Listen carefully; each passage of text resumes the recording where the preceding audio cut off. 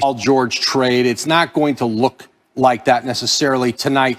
And I think you'll see the deals maybe not come as quickly as last year. This isn't a free agency period with a lot of cap space, and there's not a lot of incentive around the league to spend a great deal of money, given that there's not fan revenue right now in the pandemic. But we're going to see things get rolling tonight. We do have star power, though, and let's start with the defending champs. That is the Lakers, and Anthony Davis, officially a free agent now, but he isn't expected to go anywhere. What more can you tell us about this window? Yeah, I'm told, Kevin, he's going to wait at least through Thanksgiving and before he starts to really engage with the Lakers about what kind of a deal he's going to do. He will be back with them. One option for him is to do a 3-year deal with an opt-out after the second year. That would line him up contractually with LeBron James. They obviously share the same agent, Rich Paul. He'll be back with the Lakers. It's just a matter of how long does he go with his deal out of the gate here. One fascinating backstory is Gordon Hayward. He declined that $34 million option that final year with the Celtics yesterday. Gave up a first-round pick to the Knicks in February, played well for them in the bubble. Now he gets a big payday that he had been looking for in the marketplace. His twin brother, Markieff Morris, is still a free agent. He's out there. He finished up with the Lakers last year. All right. Other big names out there, obviously. Anthony Davis, we'll get to him in a second because he's really not going anywhere. It's just how we're going to do things. But Danilo Gallinari leaving Oklahoma City and going to Atlanta somehow impacts what happens with Gordon Hayward. Well, that's one team off the board for Hayward, more than likely. But listen, Hayward could still go back to Boston. He could negotiate a new deal with the Celtics. He opted out. He can go back there. There's been sign and trade talks with the Pacers, a number of other teams out there. The Knicks have had interest in Hayward. I think his market is still it's still fluid, and there's a lot of interest in Hayward. And the sign and trade scenario may be, if he does leave Boston, how it goes. Do we know what kind of price range he's looking in? Well, he opted out of $34 million. Right. That's why I asked. What Hayward is looking for is a long-term deal. He went to Boston on that 4-year max deal from Utah. And so whether he goes back to Boston on a deal or gets a sign and trade somewhere else where he gets those years and that money back. All right, I'm looking right now. It's 11:10. How much more stuff can happen tonight? Oh, I think there'll be a lot. I think the deals are going to keep coming. I think you're seeing a lot of agents in this marketplace taking what's there, not trying to wait out this marketplace. If there's deals on the table, you're seeing them take them and message to all those young players out there: practice shooting the ball. Davis Bertans, $80 million. Joe Harris, $75 million. It pays to be able to make a three. I was going to say, is that just league-wide change with everybody shooting? We've moved everything out, and now we see 53 points attempts a game, and it's just that simple. It's the most important skill in the league. And when you're playing with Kyrie Irving and Kevin Durant in Brooklyn and the kind of attention they draw on defense, Joe Harris is getting a lot of open shots, and that's a guy who's going to make a lot of them. Now we move back to AD, Anthony Davis, because he's the biggest name out there, and yet he's sort of not really out there because nobody expects him to leave the Lakers. So what's the buy play here? He's going to return to the Lakers. It's a question of the kind of deal he does, the length of a deal. He's going to spend really the last 3 years where he kind of looked like himself but couldn't keep it together, and he seemed like he'd go out with another injury. They look at their roster and say, we've got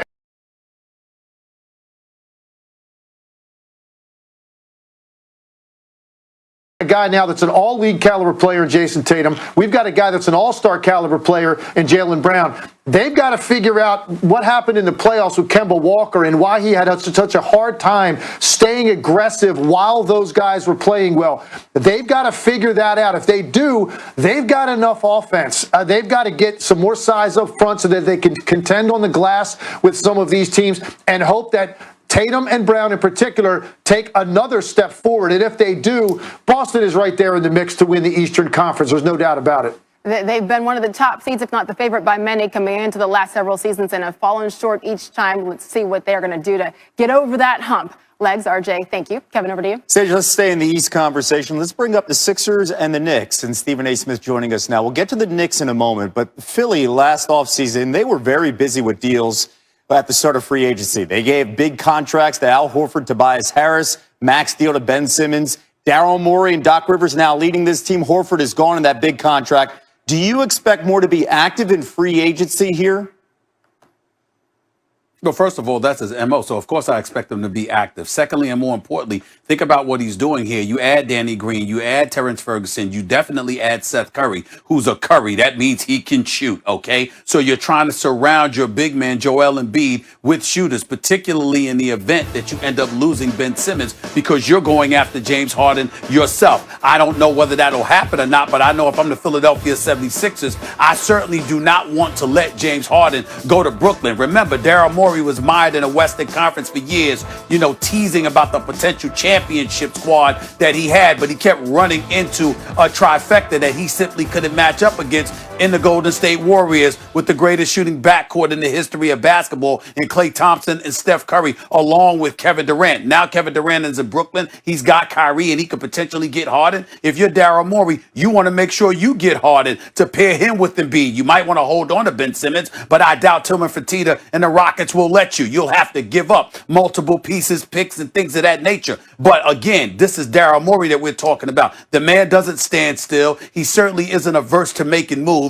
That has been his history. I don't know if there's anybody in the league that has made more moves than him in the last 12 to 13 years. I think he's like top two in the league in the number of moves. So I think he'll try something. Whether he'll be able to pull it off remains to be seen. But clearly, with what they're doing, they want to surround Joel Embiid with shooters. And I think you know this better than most, Kevin. We love Ben Simmons. He's a star and a stud, but a shooter, he is not. So surround him with guys that can space the floor and shoot. And meanwhile, let's talk about your Knicks. They shed some deals earlier this week. It's been a very good week in New York. Obi Toppin now coming in. Now the Knicks have $35 million in space. What do you expect to see from Leon Rose? Well, I think they're going to go after one or two people. They're certainly going to go after Gordon Hayward. They think he fills all the boxes and he's an ideal fit for them. I'm not sure that's true, particularly since they drafted Obi Toppin and he's box office attraction and he can pretty much play that position, even though Gordon Hayward could play the 2 or the 3, as far as I'm concerned, at least on the offensive side of the floor. But I like Fred VanVleet, and I think that even though you're hearing that he'll probably re-sign and stay in Toronto with the Raptors, even though they'll be playing in Tampa at the beginning of the season, I would love to see the New York Knicks get a point guard, somebody who's a threat to score the ball, who's poised, doesn't fold under pressure, can put up points from the perimeter, and has a championship pedigree. That's Fred VanVleet, not Frank Ntilikina, which is a primary reason why Phil Jackson is no longer an executive in the National Basketball Association, because that was his draft pick. And by the way, he passed up on Donovan Mitchell in order to get that dude. Don't get me started. In the end, what it comes down to is I think you need guard play. I think you need elevated guard play. I know the Knicks like Gordon Hayward. Obviously, having $35 million in cap space, it looks like he's the guy they may go after. We don't know what that's going to materialize into. He was competing for a championship. Clearly, that's not going to be the immediate future for the New York Knicks. So I don't know whether he'll resign with Boston, go to Indy.